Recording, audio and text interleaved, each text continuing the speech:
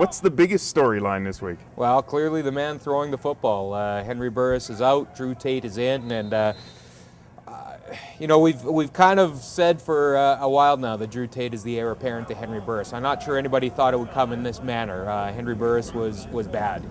He was bad in Toronto. There's no two ways about it. Had a terrible first half, 2 interceptions.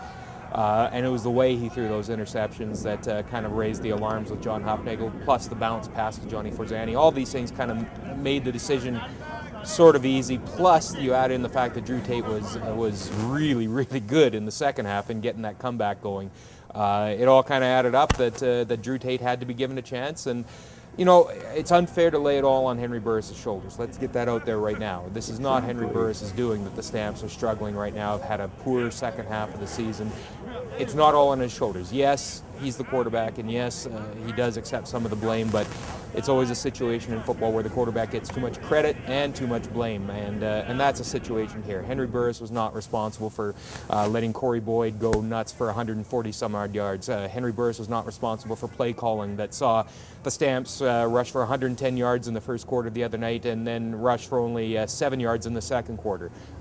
These things are out of Henry Burris' control, but it's clear that the status quo is not acceptable, and a change was made, had to be made, and will be made for the game against the Riders. Let's talk about the change. Is it a permanent move, or is this Drew Tate's job to lose? I think that's the best way to put it. If Drew Tate keeps playing well, it's his job. Simple as that. Dave Dickinson made that clear the other day. He doesn't want this to be a revolving door situation. Drew Tate plays well, it's his job. Simple as that. Joffrey Reynolds hits the field again. And that's more of a situation caused by an injury. Joffrey Reynolds would not be playing if LaMarcus Coker were healthy, but Coker hurt his ankle in Toronto. Therefore, Joffrey Reynolds gets back on the lineup, and it'll be interesting to see how he responds, given this kind of lifeline for his season. There was questioning why the Stamps didn't trade him or release him, and here's the reason why. I mean, you can never count on keeping running backs healthy, and now Joffrey Reynolds, the all-time leading rusher in the Stampeder franchise, is back at a crucial time of year, and it's good to see him out there. We have some other changes on the field we're expecting tonight. Yeah, significantly on the defense. Juwan Simpson, the middle linebacker, has lost that job.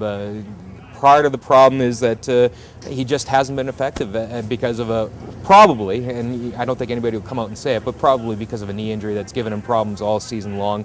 He will be moved over to the weak side job that formerly was occupied by Malik Jackson, and Robert McCune will get the job at middle linebacker. And it's interesting to note, too, that Sean Ware should get some playing time at linebacker as well. And, it looks like the Stamps will have 3 completely new starting linebackers from the group they took to Toronto as Brandon Isaac gets back at the strong side. So, the fact that Toronto was able to rush so effectively against the Stampeders, I think that raised a lot of flags as well. And this isn't new. Juwan Simpson has struggled all year. He'll admit that. The coaches know that. The fans see that. And again, a situation where a change had to be made. The status quo wasn't acceptable. The Stamps are no longer in charge of their own destiny if it comes to hosting a playoff game. And again, the Riders are in town tonight. Always interesting when our friends from Regina pop in. Sure is. And you want to talk about angst in Calgary. I mean, it's nothing compared to what's going on in Regina. Let's face facts. Does Darian Durant start? Does Ken Miller go into next year? All these questions are out there, and those are just the 2 major ones. It'll be interesting to see what goes on. I'm shocked that Darian Durant's even in the mix to start tonight, but apparently he is, and we'll see how long that lasts. But clearly that's a team that's playing out the string, cannot wait to get through Game 18 and start focusing on 2012.